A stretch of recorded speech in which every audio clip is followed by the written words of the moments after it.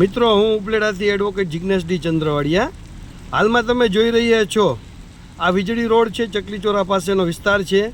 તેમાં ફૂલ વરસાદ છે અને વરસાદની અંદર જો ઉપલેટા નગરપાલિકાની ખુલ્લી કુંડીઓ રહેલ છે. આજે છે તારીખ 16/6/2025.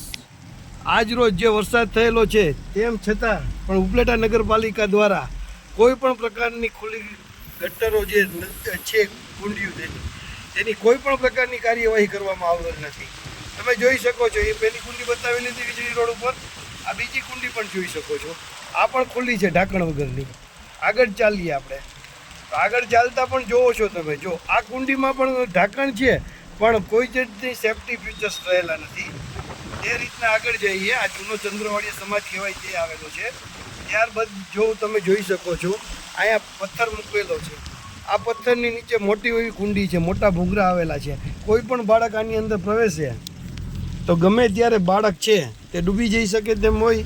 તેમ છતાં નગરપાલિકાની ઘોર બેદરકારી રહેલી હોય. હાલમાં તમે જોઈ શકો છો, આ ખૂણે પણ કુંડી રહેલી છે, કુંડી દેખાતી નથી. આવા નગરપાલિકા દ્વારા બે જવાબદાર કાર્યવાહી કરવામાં કોઈ પણ પ્રકારની કુંડીઓ રહેલી હોય તે બાબતે કોઈ કાર્યવાહી ઉપલેટા નગરપાલિકાના હાલના ચીફ ઓફિસર નીલમ ગેટિયા કરી રહેલ નથી. આ બાબતે આ વોર્ડના સુધરાઈ સભ્ય ગોપાળાભાઈ દ્વારા અવારનવાર નગરપાલિકાની રજૂઆત કરેલી હોવા છતાં પણ ઉપલેટા નગરપાલિકા દ્વારા આ વિસ્તાર પ્રત્યે એક પ્રકારની નફરત હોય ઉપલેટા ચીફ ઓફિસરને, તે પ્રકારનું કાર્ય કરેલ છે. આ તમે જોઈ શકો છો, ચકલીચોરા પાસેની કુંડી ઓપન કુંડી છે, તેમ પણ ઓપન કુંડી રહેલી છે.